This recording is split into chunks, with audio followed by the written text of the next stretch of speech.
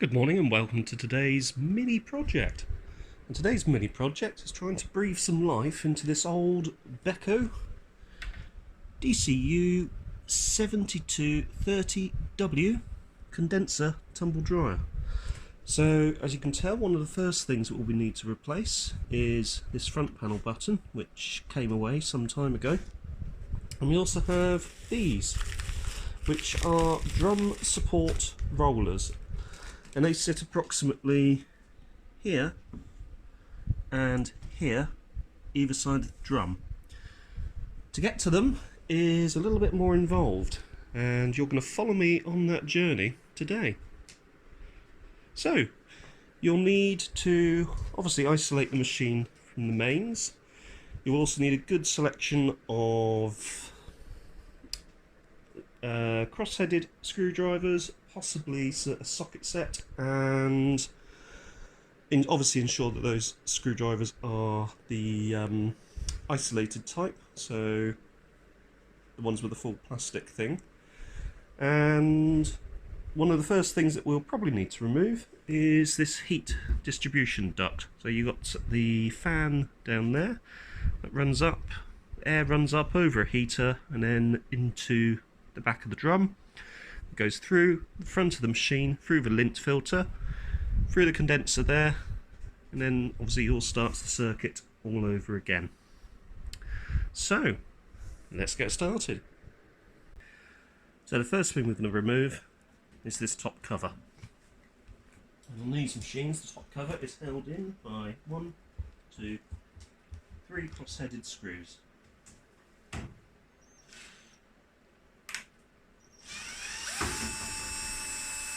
There's one.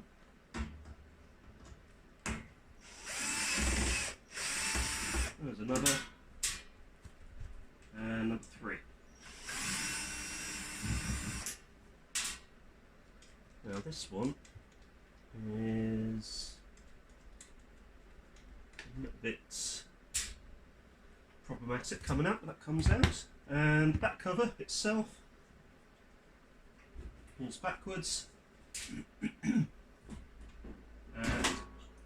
up and away.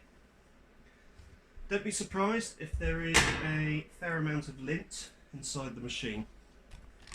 You will notice immediately that you have these 2 locating pins at the top. They actually form part of the screws that hold in this side panel and also this side panel. And it's these side panels that we're going to need to remove next. And they are held in with several cross-headed screws. So I'm going to get started on the removal of those.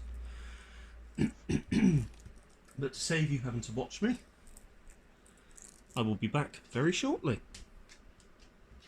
One thing I'd like to point out, on the Bekos there is a hidden screw underneath which goes through into this side panel, and there is another matching one in a similar position on the other side. So have an assistant support the machine whilst it is in a tipped up position, in this case not a dog, and you can then remove the bottom screws, which should enable you to remove the side panels completely. So let's get that done. With all the screws removed, the side panel will pull back and away from the machine like so. Now, do not be surprised if you find a huge amount of lint in there. When the rollers start to deteriorate, the drum will drop slightly in position. So the seal that is made between the drum and the lint filter will, to a certain extent, be broken. And we are confronted with a scene like this. Lots and lots of dust. So what I would recommend doing is, obviously it's a good idea not to have the dust in there. Get a vacuum cleaner, you can get in there and give it a good old clean up. You can also see, if we pan over here, and I'll just point this out, this is one of the rollers, and as you can see, it's very, very misshapen. It should have a rubber tyre on it, and what's happened here is that rubber tyre has completely eroded away, and we are just left with the basic plastic pulley. But as you can see, it is quite involved to try and actually get this out of the way, because you've got the drum in the way and everything else associated with it. So I'm going to spend a little bit of time cleaning all of this up, and then we'll be returning with the other side removed, and we'll be focusing on this rear panel, which I'm just tapping here.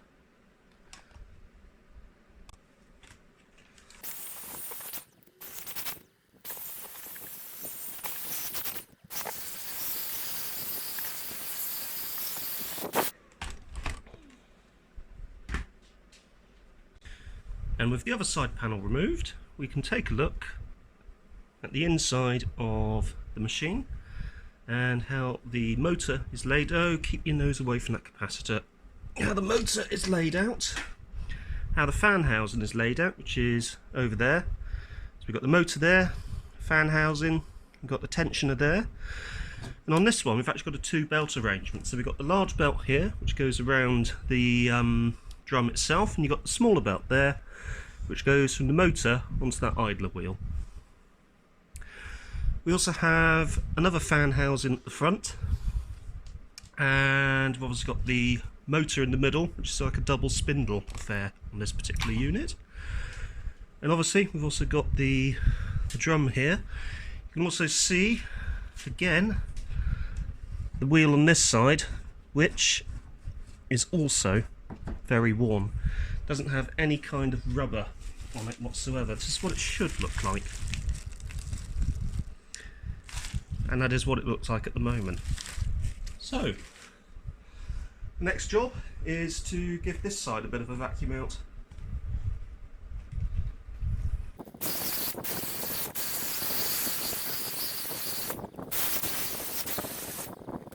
Next on our list is the rear panel that acts as an air duct and also covers the heater assembly in the rear of the drum. That is held in with many screws. Make a note of where each of the screws go, because they are different sizes. You also have this large foam pad on the back, which acts as not only a noise insulator, but also a bit of a heat shield, so you don't get heat radiating out the back of the machine. It keeps the heat obviously inside the machine. Also keeps the heat away from potentially flammable surfaces. So let's get cracking on this.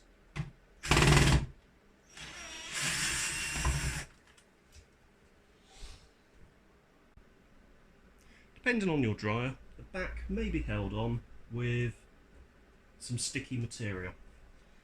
However, this one isn't, and this one comes away like so. So what are we revealing? We're revealing a sealing strip which is around the edge here. It's a good idea to give that a clean. It's also a good idea to clean out this area in here, give it a wipe down, and obviously leave it to dry because you don't want that being in contact with the heater. The heater on this particular unit is here, pretty much directly behind the drum. So this is where it sits, heater elements in there, directly behind the drum, straight portal into the drum. What we will probably need to do is to actually remove the heater unit. We will also potentially need to remove the fan assembly down here. The fan assembly is held in with what looks like a 10mm nut. So I'll just pan down to the fan itself. You can see it there. That's the fan, potentially held in with that 10mm nut I was talking about earlier. So, also a good idea to clean out anything of this sort of nature. This is basically lint that's made its way into this section. Also inspect the heater elements. You'll be able to see them better once we get the heater assembly off itself. But it's probably a good idea to give those a very careful clean, a very careful brush.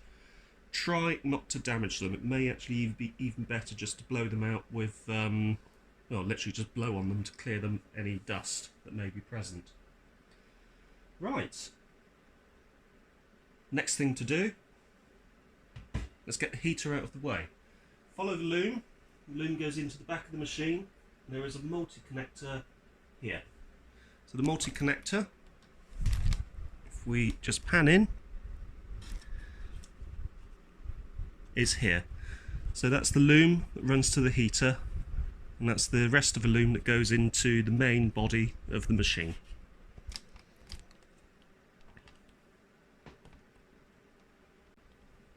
The heater assembly itself is held in these little stubby screws. Keep those safe because they are different to all of the other screws in the machine, which are a mixture of these type of screws here. So you've got this slightly stubbier one and slightly longer one.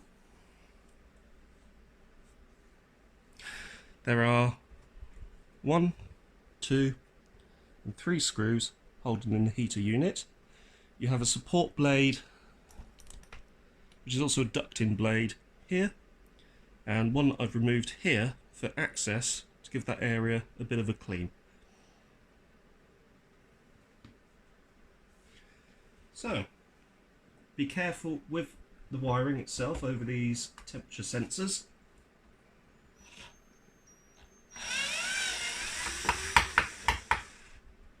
And you can very gently remove the heater unit from the rear of the machine, and that will give us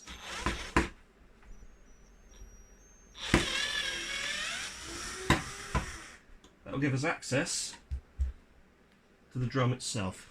So this should gently come away like so. Note that there are a couple of hooks here and here. Those hooks locate in here and here. That's the drum itself, and it's a good idea to just temporarily support this within said hooked areas, like so, like that, until you're ready to remove the loom. So let's take a look at what's involved with unplugging that loom. The connector itself is actually held in with a single cross-headed screw on the rear of the machine, located here.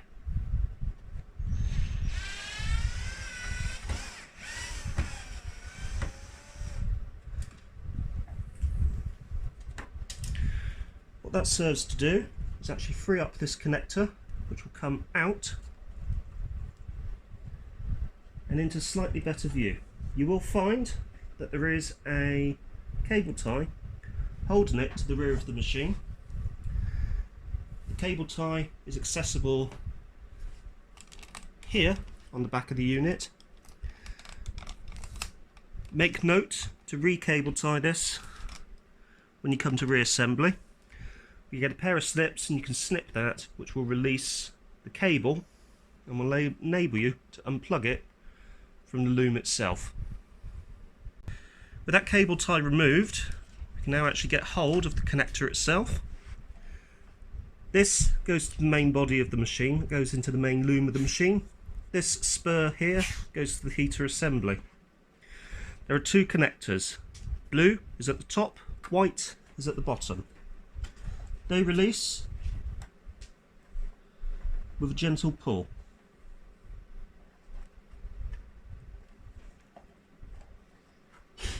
You may find on the other side of each connector, if I can turn that to there, you have a couple of little notches. Get yourself a little flat blade, which I will do now. Dip into the notch, and that should be enough to press it down and release the connector itself. May take a couple of attempts, and that will press down, clear the main connector, and there you go, unplug. Repeat on the white one, so press down, gentle pull, another press down whilst it's under tension, and after a little bit of persuasion,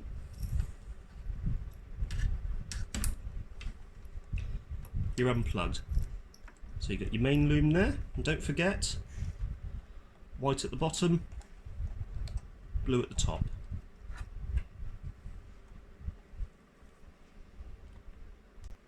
This now conveniently brings us back to our heater panel, and you will see that the next area of potential issue is this grommet. So the grommet should peel away and pop out, enabling you to easily and carefully remove the connectors. You have to manhandle it a little bit, but you can come out with the bit of cable tie. There we go. And then whichever connector wants to come first, in this case white and then blue. And that is the heater panel removed from the rear of the machine.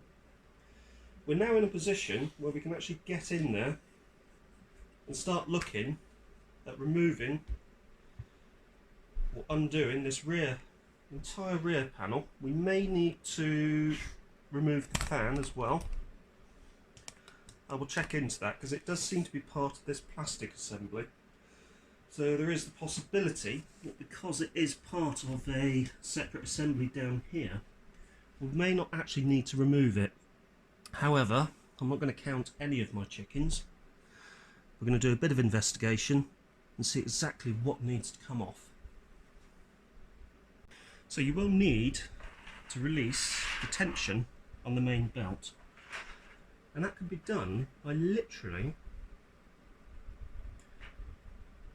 running the belt on the pulley, so this pulley here, and just gently prising it off. That will release the belt, it will release the tension on the motor, and to get the tension back, we'll need to put the motor up like so, and then you can get the belt underneath like that, and that will put the belt back on. Obviously just rotate the drum like that. That will centre the belt on the drum itself and enable you to get that back on. So for now, I'm going to untension, pull like so, and pop it off with the pulley, and then release the tension on the motor, and then the pulley is off of the drum.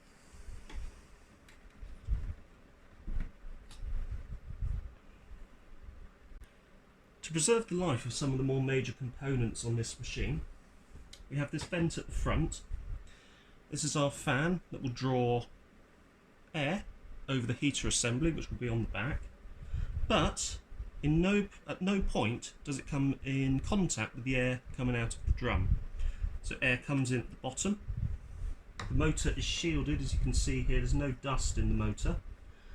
Air goes drawn through by the fan and then up over the heater, through the cloves, goes back into here, into the filter area, and then it goes through the condenser. Moisture is taken off the condenser, air is expelled. We're now at a point where we can undo the screws on the back panel. I've already gone through this process, but you have one here, one at the top here, one here, there'll be another couple down here. You will need to remove the guides because they do actually help support the machine here. And there will be a couple more along the bottom here. With those removed, the machine itself, or the drum itself, will start to pull out like so. So you have your water collection tray assembly at the top here, and it will need to pull over that. You can, at the front here, if we just pan up to the drum, we can use this to hold the drum in place and manipulate it out from the machine itself. There is a seal at the front here, big rubbery foamy thing that we just need to make sure of, that we don't disturb too much, and also that we get back in place when we're reassembling. Check around the machine itself for anything else that may be snagging, but with luck, I'm sort of checking areas down here for anything that could be actually snagging the machine itself, or snagging the drum from coming out. But with some luck, we should be able to get it out like that.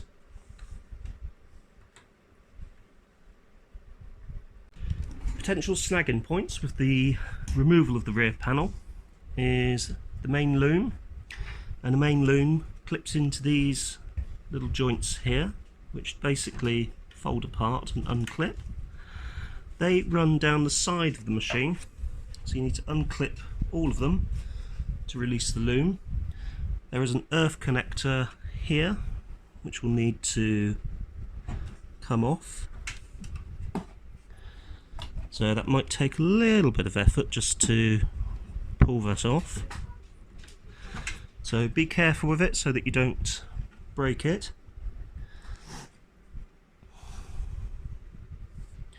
And you've got the main flex coming out there. To make it easier,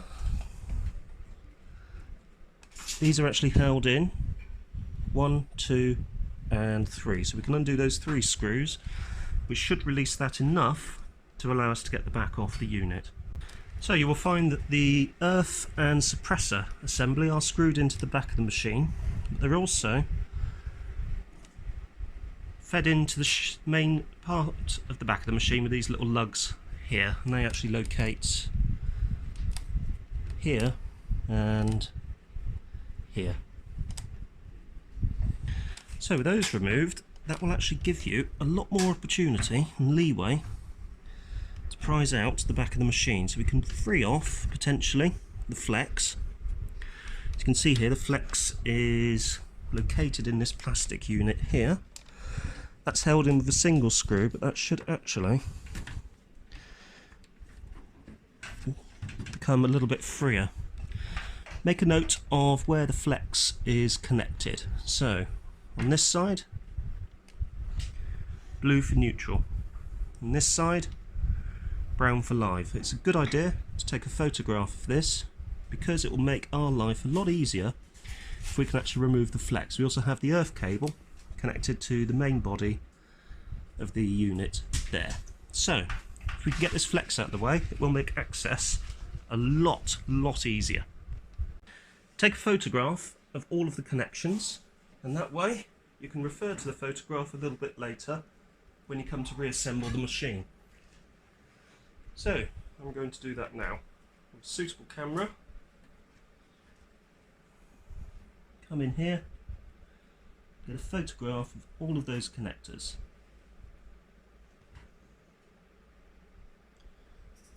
So if you remember, blue to the right, brown to the left, earth to the main body of the bracket. Over on the other side, we do have some of these plastic water hoses which feed from the condenser unit into the actual water collection tray, and they are attached to a couple of locating brackets here and down there.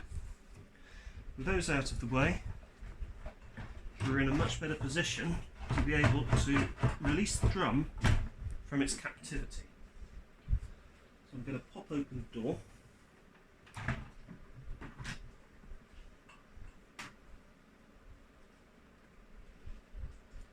And the drum should be starting to come away from the front of the machine.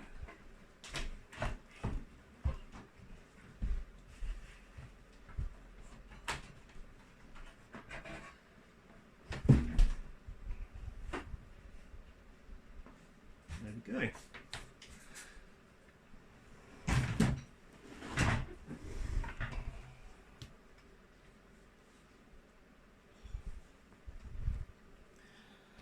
Now if we flip around and we come down to have a look at the rollers, we've actually moved the drum enough to be able to get to the roller on this side. The bearings on it seem fine, but the main rubber assembly that makes up the actual roller has come away quite drastically. So what we're going to do is we're going to get a relevant sized socket and we're going to remove the roller on this side. Socket wise, we are looking at a 10mm socket, and this is where your socket set will come into play. So you'll need your socket set to actually get in there to remove that bolt. So I've just loosened off the nut, so I'm just going to undo the nut like so.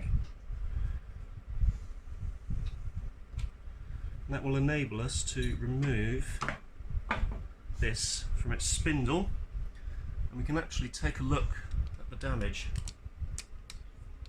So that's the one that's come off.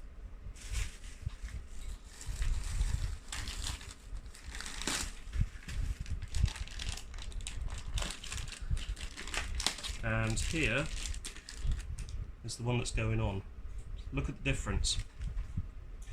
So this entire rubber tyre, which would have been on this one, has come away.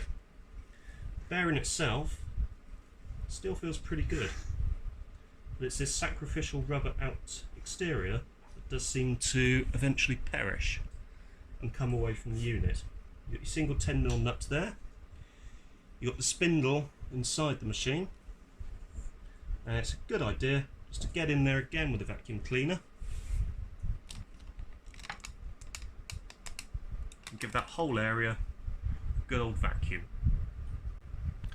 So with the area clean, we can actually take our new roller, which is here, and we can fit it into the bottom of the machine. So we'll just pan down to where we're going to install it, and it will come up and onto the spindle like so, and that is now located. In fact, the whole drum immediately lifts up because that's in a much happier position than it was. You can see on the drum itself, this very shiny bit is where the support roller actually runs. So we've got our little nut which goes back on. It does not appear to be any washers. The nut itself is one of those flangey type things that has the built-in washer. It wasn't actually on there that tight, so we should be able to go just over hand tight with a socket, and that should be enough to hold that in place. I'm going to go around and take a look at the other side now. So here we are around the other side. Not quite as accessible, but we should still be able to get in there and undo our nut. Retrieve said nut and remove equally worn out pulley. So there are our two support pulleys. They would make quite a fun fidget spinner if that trend is still a trend. The other thing that you want to do is to make sure that your dog is nowhere near the machine trying to eat lint, which is incredibly annoying. And also just generally vacuum around the area in here to get rid of any lint that is happening to be still left in there. Also, you may find some interesting items, perhaps coins, or in this case, a yellow zip.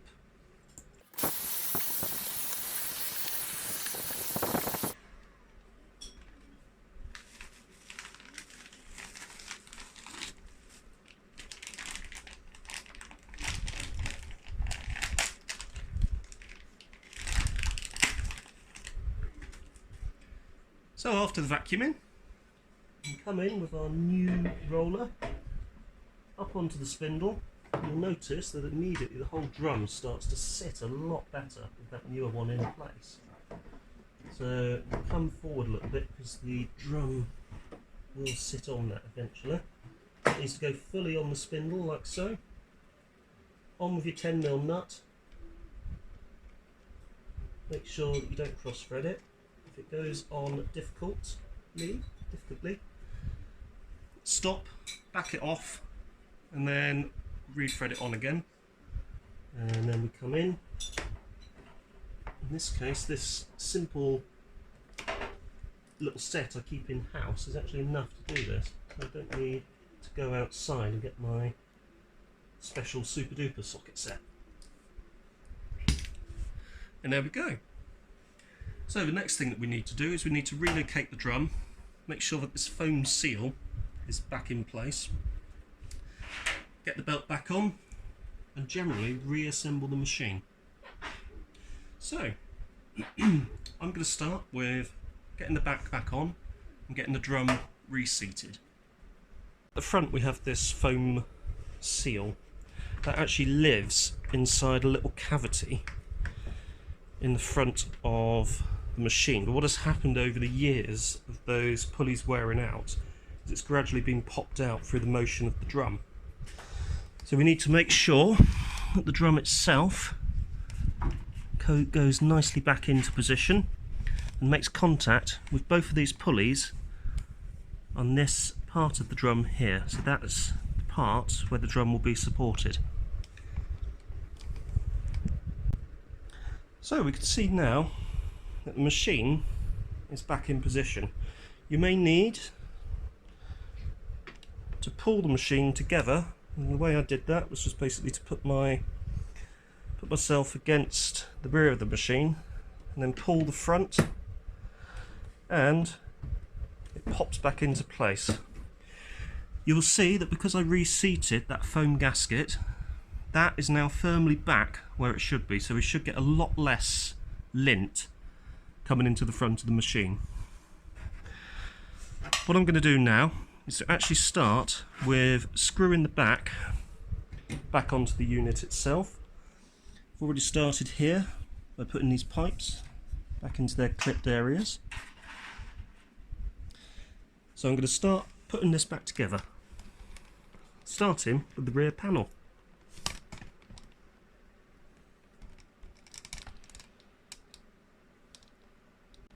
So as you can see, we're coming back together quite nicely. We've got our rear panel resecured at the points I mentioned earlier.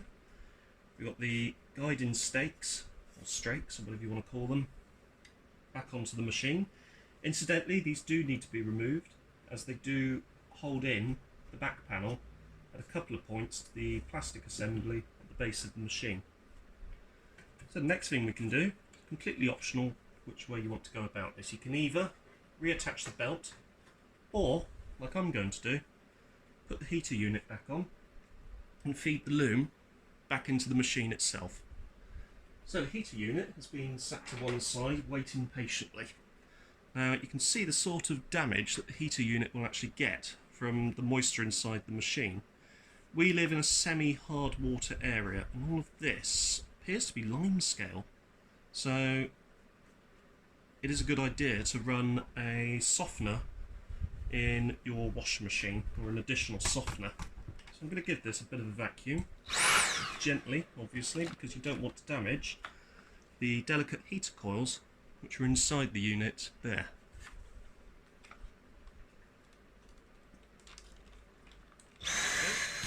And that should now be ready to put back on. So if you remember from earlier, you've got these two locating points here. You've got a couple of little notches on the unit itself. You can get to one side to take a look at that side, and the other side should feed in naturally. And that is effectively, without screwing it in yet, that is the unit reattached. We can wait until a little bit later before feeding these through, so we can get the actual inner loom sorted out and reattached. But for the moment, obviously don't forget that you've got those 3 stubby little screws to hold that unit in place. So I've kept those separately to one side, and I'm now going to pop those back in. one little thing I'll draw your attention to is this particular unit, which I believe is looking at it, some kind of mains suppressor. And this one, over the years, appears to have cracked slightly. So, they're easy enough to replace. It's worth making a note of the part number and getting a replacement in before you fire up the machine. A couple of points not to forget is, don't forget to check your wiring orientation back onto the suppressor.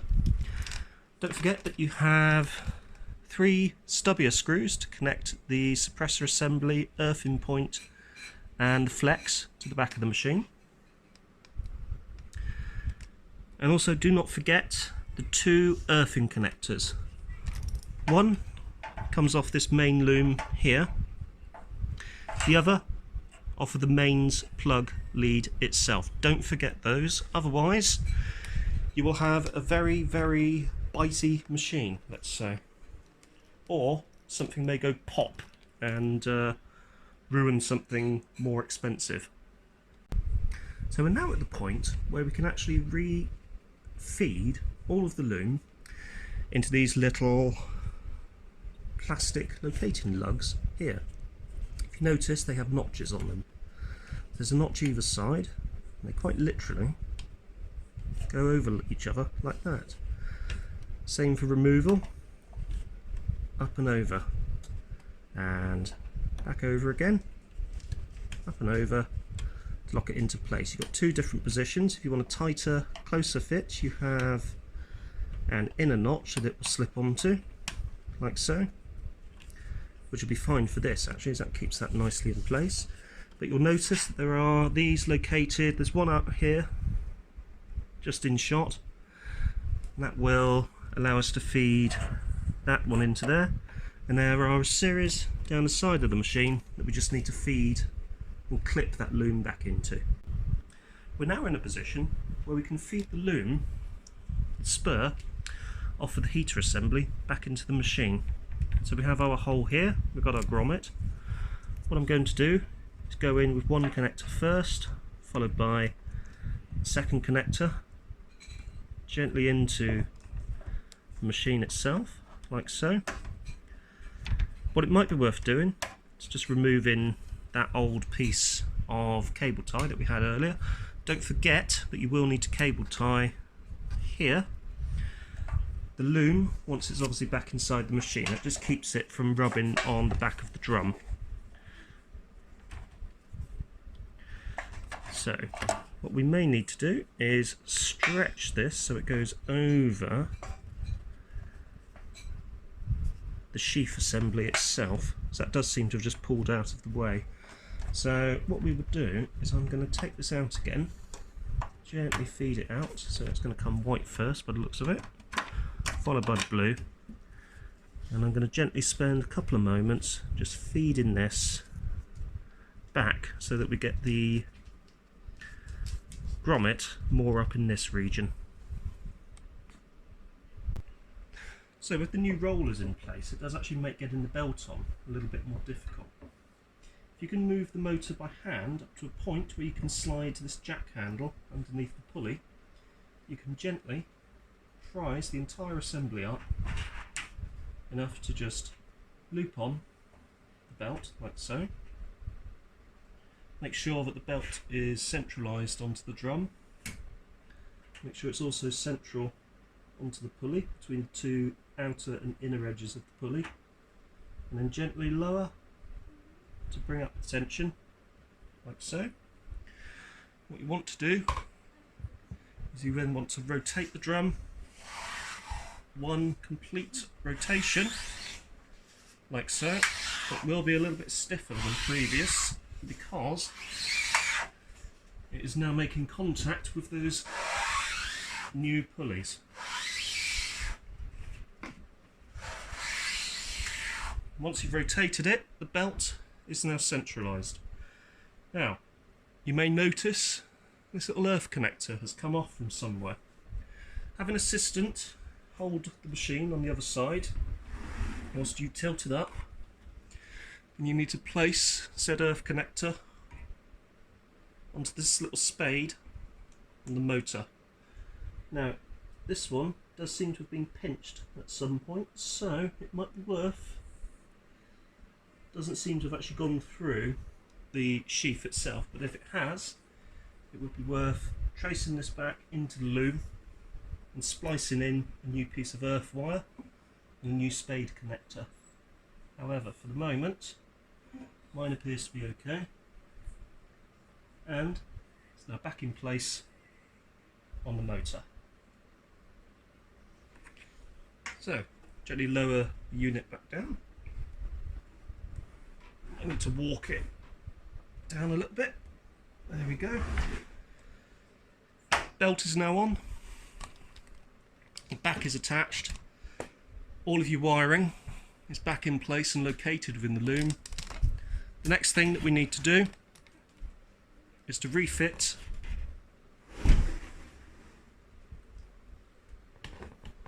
the rear panel.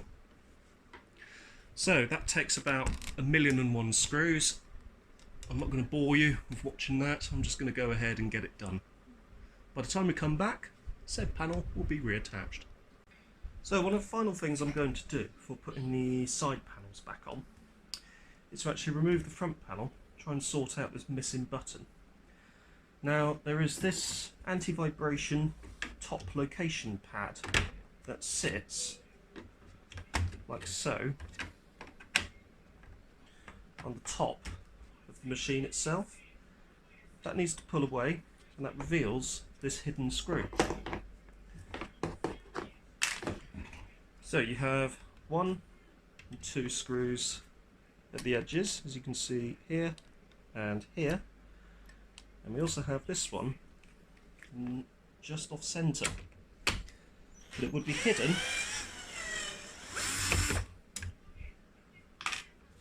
normally by that front or top mounting point. There is a single screw just out of shot, but if you remove the tray, there is another screw in here that you need to get to as well. With that screw loosened, the front panel will lift up and partially clear of the machine, like so. And we can actually now start to get into this module to try and replace the missing button. You'll also notice there's quite a bit of dust behind there, so it's a good idea to give that a bit of a clean up, which we will do now.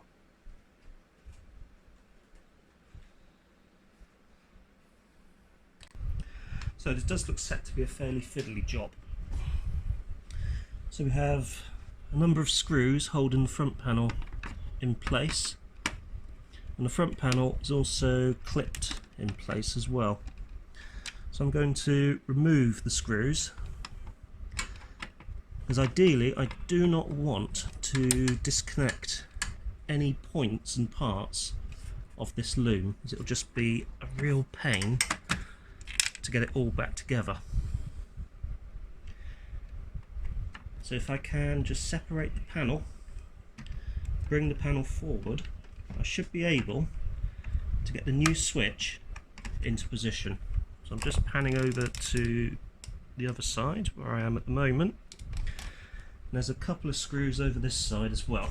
Also need to be removed from the machine, from the front panel. So those are coming out now.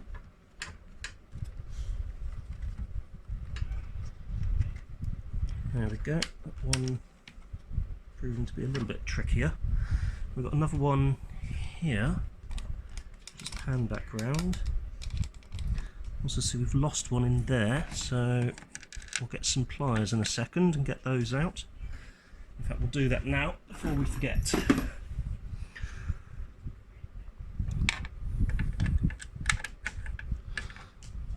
So in the pliers, and there we go.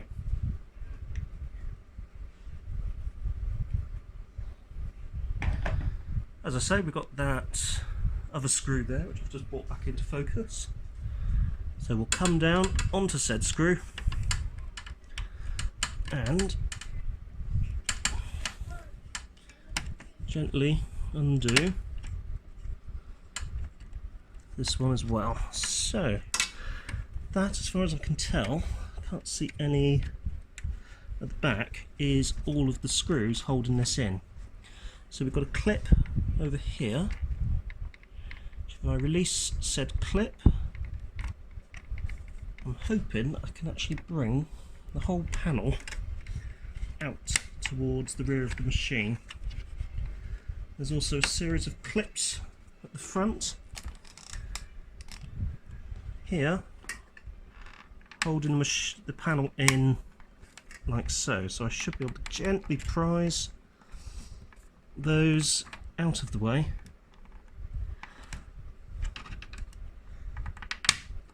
Like so.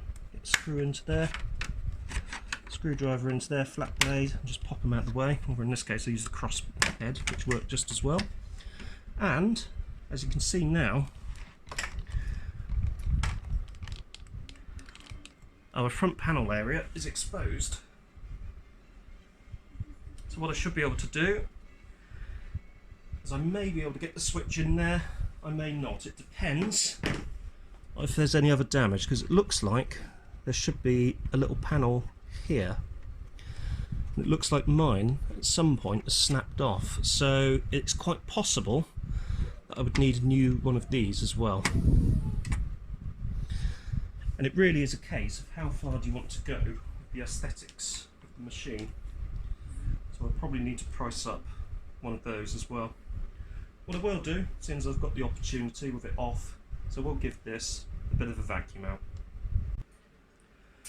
Before refitting the various panels to the machine, top and side, it's a good idea to give the machine a trial run. So I've set it to a delicate wash, and because my plastic membrane behind there is actually broken, I couldn't refit the button, but it did give me an opportunity to clean out all of the lint that's collected behind the front panel. So I can reach in there and start the drying process. And as you can immediately hear, keep out of the way dog, it's a heck of a lot quieter than it was. Now what we're watching for is any slippage of the belt, any problems with those pulleys. As you can see, those pulleys are down there, supporting the drum nicely. The motor is arguably under a lot less strain, and in general, the whole unit is a lot quieter. So it's actually a good idea to leave it running and let it run through this cycle. You can check it's getting warm, so you'll be able to feel warmth on the back of the dryer around here. And also, you can actually feel the drum getting nice and warm as well. So that does seem to be running very nicely. A lot quieter than it was.